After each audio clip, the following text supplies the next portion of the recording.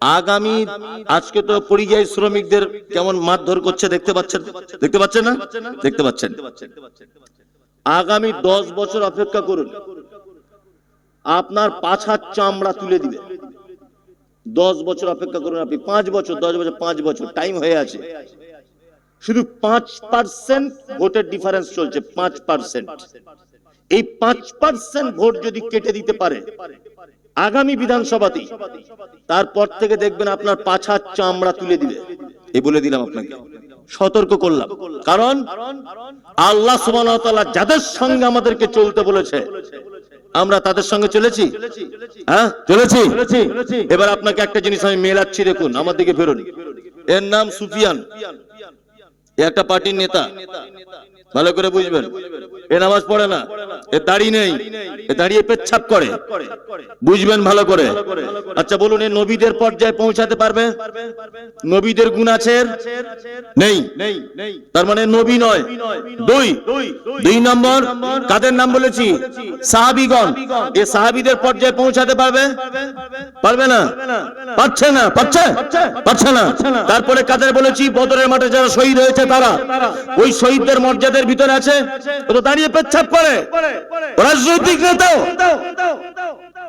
ও মিথ্যা কথা বলে, ও জোর টাকা মেরে খায়। মিনাস সালেকিন, সৎ কর্মশীল সালেকিনদের ভিতরে পড়ে না। তার মানে চারটের একটা গুণের ভিতরে নেই।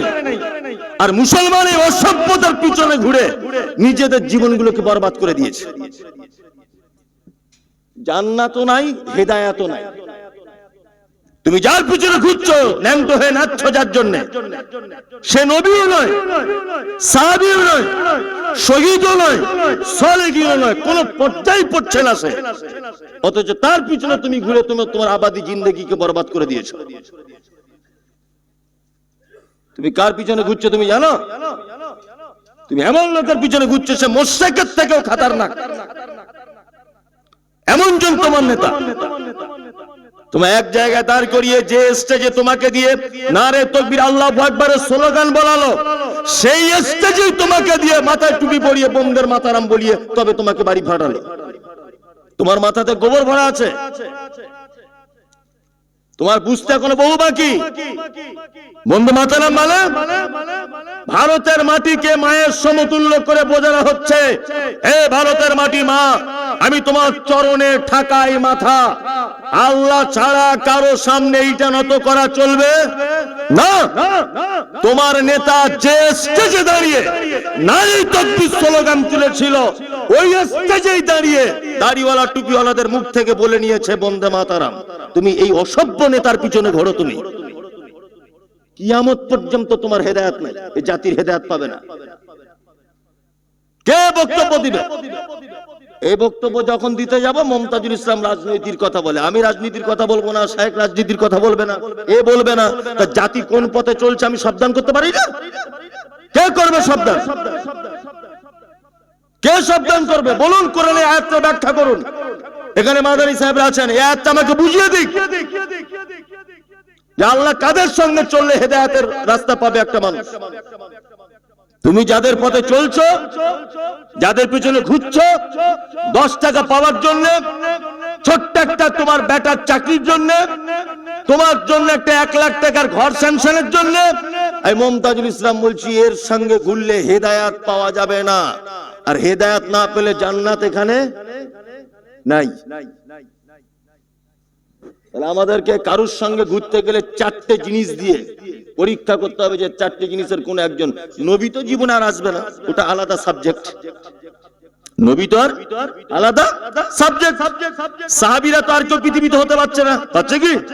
পারছে না। শহীদগণ, শহীদের অপশন একটা আছে, আজ যদি কোনো মানে লেগে যায় আর কি, ইসলামের জন্য কখনো যদি জিহাদের প্রয়োজন হয়, শহীদের অপশনটা আছে এখনো পর্যন্ত। সালেহীন, সৎ কর্মশীলদের সঙ্গে থাকতে হবে। এইবার বুঝতে হবে সৎ কর্মশীল কারা। সৎ কর্মশীল কে? কে সৎ কাজ করছে? এই যে একটা কথা বলেছি না, হানাফিরা ভেবে বসে আছে আমরা সার্টিফিকেট নিয়ে ঘুরছি। হ্যাঁ, যারা মাজারে দিনরাত সেজদা করছে তারা ভাবছে আমাদের সার্টিফিকেট হয়ে গেছে, জান্নাত চলে যাব। হ্যাঁ, যে ন্যাংটো হয়ে নাচছে বাংলাদেশে ও ভাবছে আমার জান্নাতে সার্টিফিকেট পেয়ে গেছি। তো সবাই তো সার্টিফিকেট নিয়ে বসে আছে। তো অরিজিনাল জান্নাতে যাবে কারা? সালেহিনরা যাবে। কারা? সালেহিন। সালেহিন মানে সৎ কর্মশীল। এবার আপনাকে বুঝতে হবে যে আপনি যে কাজটা করছেন এটা সৎ না অসৎ। এটা কিভাবে আমি ওজন করে দেখব? আমার কাজটা সৎ না অসৎ এটা আমি ওজন করব কি করে? এইটা ওজন করতে গেলে ওজনের দাড়ি পাল্লা হচ্ছে দুটো জিনিস। এক, মা আতাকুমুর রাসূল ফাখুযুহু ওয়া মা নাহাকুম আনহু ফান্তাহু। আল্লাহর নবী আমাদের জন্য যেটা আদেশ করেন বা যেটা করতে বলেন বা যেটা দিয়েছেন ওটা গ্রহণ করতে হবে, আর যেটা নিষেধ করেছেন সেটা ছাড়তে হবে। আল্লাহ কোরআন মাজিদে কি বলছেন? আমাদের আয়েশা সিদ্দিকা রাদিয়াল্লাহু তাআলা আনহা তিনি বলেন, আল্লাহ নবী সাল্লাল্লাহু আলাইহি ওয়াসাল্লাম তিনি বলেছেন, মান আমিলা আমালান লাইসা আলাইহি আমরুনা ফাহুয়া রাদ্দুন। মানুষ যদি কোন আমল করে আর ওই আমলের পক্ষে যদি মুহাম্মদ সাল্লাল্লাহু আলাইহি ওয়াসাল্লামের পক্ষ থেকে কোনো পারমিশন না থাকে সে আমল কি? বাতিল। তার মানে আপনি সৎ কর্মশীল মানুষ কি না এর মানদণ্ডটা আপনার আমলটা সহিহ সুন্নাহ অনুযায়ী হতে হবে। আল্লাহ আপনি আমাদেরকে সেই পথে চালান। আচ্ছা, আমরা এখানে দুয়াতে বলি আল্লাহ তুমি যাদেরকে পুরস্কার দিয়েছো তাদের পথে আমাদেরকে চালাও, এ কথা আমরা বলি কি বলি না? তা কাদেরকে পুরস্কার দিয়েছে এটা তদন্ত করার দরকার আছে না নেই? তাদেরকে পুরস্কার দিয়েছে। এখন পুরস্কার কাদেরকে দিয়েছে না জেনে যে কোনো দলে আমরা ঢুকে গেছি আর মনে করেছি এইটাই আমার জন্য বাঁচার পথ। মনে করেছি কি করি না? করেছি। এই দেখুন এবার আপনাকে পবিত্র আল কোরআনের এক আয়াত আপনাদেরকে শোনাই। তাদেরকে আল্লাহ হেদায়েত দিয়েছেন, সে লোকগুলো কারা ধরে বার করতে হবে তাদের। আল্লাহ তাআলা বলছেন, আনআমাল্লাহু আলাইহিম মিনান নাবিয়্যিনা ওয়াস সিদ্দীকিনা ওয়াশ শুহাদাই ওয়াস সালিহিন ওয়া হাসুনা উলাইকা রাফিকা। এখানে কি দোয়া চেয়েছি? আনআমতা আলাইহিম, আনআমতা আলাইহিম, যাদেরকে আল্লাহ পুরস্কারিত করেছে তাদের পথে আমাদের চালাও। এই দোয়া করি না? এখানে কি আছে? আনআমাল্লাহু আলাইহিম। এইখানে আনআমতা আলাইহিম, এখানে আনআমাল্লাহু আলাইহিম। আল্লাহ এদেরকে পুরস্কারিত করেছে। কাদের? মিনান নাবিয়্যিনা, নবীদেরকে পুরস্কারিত করেছেন। দুই, কাদের পথে চললে হেদায়েত পাওয়া যাবে এটা বলছি। তাহলে প্রথম নাম্বার কাদের পথে চলা লাগবে? নবীদের পথে। অস-সিদ্দীকিন, সিদ্দিক বলতে সাহাবায়ে কিরামদেরকে বোঝানো হয়েছে সত্যবাদী, অর্থাৎ আল্লাহ নবীর সাহাবীরা যে রাস্তায় চলেছে, তাই না? তিন, শুহাদাই, যারা শহীদ হয়েছে, নিজেদের জান এক পর্যায়ে নিজেদের মাল পর্যন্ত ইসলামের জন্য তারা বিসর্জন করে দিয়েছে, তাদের পথে চলতে হবে। চার, সালেহিন, সৎ কর্মশীলদের সঙ্গে। এই খাঁটি দুধ পান করতে গেলে এখন গোয়ালা মানি ভেজাল, কোম্পানির দুধ মানে ভেজাল, ভেজাল না? হ্যাঁ, তার মানে বুঝতে হবে এখন যত বক্তা আছে 80% ভেজাল। এদের কাছ থেকে আপনি সহজে সঠিক রাস্তা খুঁজে পাবেন না। তাহলে সঠিক রাস্তা পাওয়ার উপায় কি? পড়াশোনা করতে হবে। কোরআনের বাংলা অনুবাদ করুন, হাদিসের বাংলা অনুবাদ করুন। কি বলছি বুঝতে পারছেন? তাহলে একটা জিনিস আপনাদেরকে বোঝালাম, হেদায়েত কার পক্ষ থেকে আসে? আল্লাহর পক্ষ থেকে। দুই নম্বর বোঝালাম হেদায়েত পাবো কিভাবে, এটা আপনাদেরকে বলে দিলাম, তাই তো? পড়াশোনা করতে হবে, সঠিক ইসলাম জানতে পারবেন। তিন নম্বরের কথা, মুমতাজুল সাহেব হেদায়েত পেতে গেলে এখন কার দলে ঢুকবো, আমি কোন লোকটার সাথে থাকবো, এইটা আপনি একটু আমাদেরকে বলে দিয়ে চলে যান। এইটা একটু বলে দেন। আল্লাহ কাদের কথা বলেছেন? সিরাতাল্লাযীনা আনআমতা আলাইহিম। আল্লাহ তুমি তাদের পথ আমাদেরকে দেখাও। আনআমতা আলাইহিম, যাদেরকে আপনি পুরস্কারিত করেছেন, যাদেরকে আপনি ইনাম দিয়েছেন, যাদেরকে আপনি সুস্বাগতম জানিয়েছেন। আল্লাহ আপনি আমাদেরকে সেই পথে চালান। আচ্ছা, আমরা এখানে দুয়াতে বলি আল্লাহ তুমি যাদেরকে পুরস্কার দিয়েছো তাদের পথে আমাদেরকে চালাও, এ কথা আমরা বলি কি বলি না? তা কাদেরকে পুরস্কার দিয়েছে এটা তদন্ত করার দরকার আছে না নেই? তাদেরকে পুরস্কার দিয়েছে। এখন পুরস্কার কাদেরকে দিয়েছে না জেনে যে কোনো দলে আমরা ঢুকে গেছি আর মনে করেছি এইটাই আমার জন্য বাঁচার পথ, মনে করেছি কি করি না? করেছি। এই দেখুন, এবার আপনাকে পবিত্র আল কোরআনের এক আয়াত আপনাদেরকে শোনাই। কাদেরকে আল্লাহ হেদায়েত দিয়েছেন সে লোকগুলো কারা ধরে বার করতে হবে তাদের। আল্লাহ তাআলা বলছেন, আনআমাল্লাহু আলাইহিম মিনান নাবিয়্যিনা ওয়াস সিদ্দীকিনা ওয়াশ শুহাদা'i ওয়াস সালিহিন ওয়া হাসুনা উলাইকা রাফিকা। এখানে কি দোয়া চেয়েছি? আনআমতা আলাইহিম, আনআমতা আলাইহিম, যাদেরকে আল্লাহ পুরস্কারিত করেছে তাদের পথে আমাদের চালাও, এই দোয়া করি না? এখানে কি আছে? আনআমাল্লাহু আলাইহিম, এইখানে আনআমতা আলাইহিম, এখানে আনআমাল্লাহু আলাইহিম, আল্লাহ এদেরকে পুরস্কারিত করেছে। কাদের? মিনান নাবিয়্যিনা, নবীদেরকে পুরস্কারিত করেছেন। দুই, কাদের পথে চললে হেদায়েত পাওয়া যাবে এটা বলছি। তাহলে প্রথম নাম্বার কাদের পথে চলা লাগবে? নবীদের পথে। অসিদ্দিকিন, সিদ্দিক বলতে সাহাবায়ে কিরামদেরকে বোঝানো হয়েছে সত্যবাদী, অর্থাৎ আল্লাহ নবীর সাহাবীরা যে রাস্তায় চলেছে, তাই না? তিন, শুহাদাই, যারা শহীদ হয়েছে, নিজেদের জান এক পর্যায়ে নিজেদের মাল পর্যন্ত ইসলামের জন্য তারা বিসর্জন করে দিয়েছে, তাদের পথে চলতে হবে। চার, সালিহিন, সৎ কর্মশীলদের সঙ্গে। এই আমাদেরকে ফিরে নেবে একটা মজার কথা বলি। মুসলমানদের ভারতবর্ষের যে অবস্থা, আমি এটা বলে দিচ্ছি, আপনারা লিখে রাখবেন। আগামী, আজকে তো পরিযায়ী শ্রমিকদের কেমন মারধর করছে দেখতে পাচ্ছেন, দেখতে পাচ্ছেন না? দেখতে পাচ্ছেন। আগামী 10 বছর অপেক্ষা করুন, আপনার পাছার চামড়া তুলে দিবে। 10 বছর অপেক্ষা করুন আপনি, 5 বছর, 10 বছর, 5 বছর টাইম হয়ে আছে। শুধু 5% ভোটের ডিফারেন্স চলছে, 5%।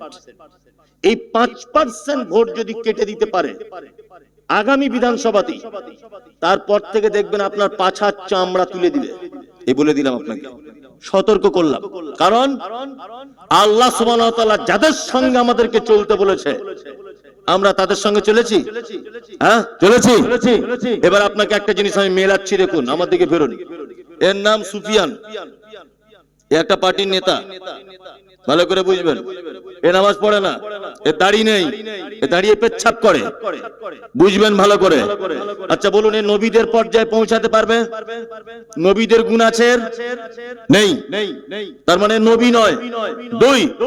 দুই নম্বর, কাদের নাম বলেছি? সাহাবীগণ। এ সাহাবীদের পর্যায়ে পৌঁছাতে পারবে? পারবে না, পারছে না, পারছে না। তারপরে কাদের বলেছি? বদরের মাঠে যারা শহীদ হয়েছে তারা। ওই শহীদদের মর্যাদার ভিতরে আছে? ও তো দাঁড়িয়ে পেচ্ছাপ করে, রাজনৈতিক নেতা, ও মিথ্যা কথা বলে, ও জোর টাকা মেরে খায়। মিনাস সালিহিন, সৎ কর্মশীল, সালিহিনদের ভিতরে পড়ে না। তার মানে চারটের একটা গুণের ভিতরে নেই। আর মুসলমানের অসভ্যতার পিছনে ঘুরে নিজেদের জীবনগুলোকে বরবাদ করে দিয়েছে। জান্নাতও নাই, হেদায়েতও নাই। তুমি যার পিছনে ঘুরছো, ন্যাংটো হয়ে নাচছো যার জন্য, সে নবীও নয়, সাহাবীও নয়, শহীদও নয়, সালেহীও নয়, কোন পর্যায়ে পড়ছে না সে। অথচ তার পিছনে তুমি ঘুরে তোমার আবাদি জিন্দেগিকে বরবাদ করে দিয়েছো।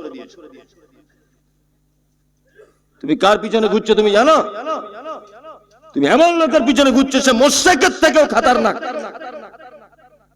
এমন জন তোমার নেতা, তোমার এক জায়গায় দাঁড় করিয়ে যে স্টেজে তোমাকে দিয়ে নারে তাকবীর আল্লাহু আকবারের স্লোগান বলালো, সেই স্টেজেই তোমাকে দিয়ে মাথায় টুপি পরিয়ে বোমদের মাতারাম বলিয়ে তবে তোমাকে বাড়ি ফাটালো। তোমার মাথাতে গোবর ভরা আছে, তোমার বুঝতে এখনো বহু বাকি। বন্ধু মাতারাম মানে ভারতের মাটিকে মায়ের সমতুল্য করে বোঝানো হচ্ছে, হে ভারতের মাটি মা, আমি তোমার চরণে ঠাকাই মাথা, আল্লাহ ছাড়া কারো সামনে এইটা নত করা চলবে না। তোমার নেতা যে স্টেজে দাঁড়িয়ে নারী তাকবীর স্লোগান তুলেছিল, ওই স্টেজেই দাঁড়িয়ে দাড়িওয়ালা টুপিওয়ালাদের মুখ থেকে বলে নিয়েছে বন্দে মাতারাম। তুমি এই অসভ্য নেতার পিছনে ঘোরো, তুমি কিয়ামত পর্যন্ত তোমার হেদায়েত নাই, এই জাতির হেদায়েত পাবে না। কে বক্তব্য দিবে? এই বক্তব্য যখন দিতে যাব, মমতাজুল ইসলাম রাজনীতির কথা বলে, আমি রাজনীতির কথা বলবো না, শায়েখ রাজনীতির কথা বলবে না, এ বলবে না। তা জাতি কোন পথে চলছে আমি সাবধান করতে পারি না? কে করবে সাবধান? কে সাবধান করবে বলুন? কোরআনের আয়াতটা ব্যাখ্যা করুন। এখানে মাদানী সাহেবরা আছেন, এই আয়াতটা আমাকে বুঝিয়ে দিক যে আল্লাহ কাদের সঙ্গে চললে হেদায়েতের রাস্তা পাবে একটা মানুষ। তুমি যাদের পথে চলছো, যাদের পিছনে ঘুরছো 10 টাকা পাওয়ার জন্য, ছোট্ট একটা তোমার বেটার চাকরির জন্য, তোমার জন্য একটা 1 লাখ টাকার ঘর স্যাংশনের জন্য, এই মমতাজুল ইসলাম বলছি এর সঙ্গে ঘুরলে হেদায়েত পাওয়া যাবে না। আর হেদায়েত না পেলে জান্নাত এখানে নাই। তাহলে আমাদেরকে কারুর সঙ্গে ঘুরতে গেলে 4টে জিনিস দিয়ে পরীক্ষা করতে হবে যে 4টে জিনিসের কোন একজন। নবী তো জীবনে আর আসবে না, ওটা আলাদা সাবজেক্ট। নবী তো আর আলাদা সাবজেক্ট। সাহাবীরা তো আর কেউ পৃথিবীতে হতে পারছে না, পারছে কি? পারছে না। শহীদগণ, শহীদের অপশন একটা আছে, আজ যদি কোনো মানে লেগে যায় আর কি, ইসলামের জন্য কখনো যদি জিহাদের প্রয়োজন হয়, শহীদের অপশনটা আছে এখনো পর্যন্ত। সালেহীন, সৎ কর্মশীলদের সঙ্গে থাকতে হবে। এইবার বুঝতে হবে সৎ কর্মশীল কারা। সৎ কর্মশীল কে? কে সৎ কাজ করছে? এই যে একটু আগে একটা কথা বলেছি না, হানাফিরা ভেবে বসে আছে আমরা সার্টিফিকেট নিয়ে ঘুরছি। হ্যাঁ, যারা মাজারে দিনরাত সেজদা করছে তারা ভাবছে আমাদের সার্টিফিকেট হয়ে গেছে, জান্নাত চলে যাব। হ্যাঁ, যে ন্যাংটো হয়ে নাচছে বাংলাদেশে, ও ভাবছে আমার জান্নাতে সার্টিফিকেট পেয়ে গেছি। তো সবাই তো সার্টিফিকেট নিয়ে বসে আছে। তো অরিজিনাল জান্নাতে যাবে কারা? সালেহীনরা যাবে। কারা? সালেহীন। সালেহীন মানে সৎ কর্মশীল। এবার আপনাকে বুঝতে হবে যে আপনি যে কাজটা করছেন এটা সৎ না অসৎ। এটা কিভাবে আমি ওজন করে দেখব? আমার কাজটা সৎ না অসৎ এটা আমি ওজন করব কি করে? এইটা ওজন করতে গেলে ওজনের দাড়ি পাল্লা হচ্ছে দুটো জিনিস। এক, মা আতাকুমুর রাসূল ফাখুযুহু ওয়া মা নাহাকুম আনহু ফান্তাহু। আল্লাহর নবী আমাদের জন্য যেটা আদেশ করেন বা যেটা করতে বলেন বা যেটা দিয়েছেন ওটা গ্রহণ করতে হবে, আর যেটা নিষেধ করেছেন সেটা ছাড়তে হবে। আল্লাহ কোরআন মাজিদে কি বলছেন? আম্মাজান আয়েশা সিদ্দিকা রাদিয়াল্লাহু তাআলা আনহা তিনি বলেন, আল্লাহ নবী সাল্লাল্লাহু আলাইহি ওয়াসাল্লাম তিনি বলেছেন, মান আমিলা আমালান লাইসা আলাইহি আমরুনা ফাহুয়া রাদ্দুন। মানুষ যদি কোন আমল করে আর ওই আমলের পক্ষে যদি মুহাম্মদ সাল্লাল্লাহু আলাইহি ওয়াসাল্লামের পক্ষ থেকে কোনো পারমিশন না থাকে, সে আমল কি?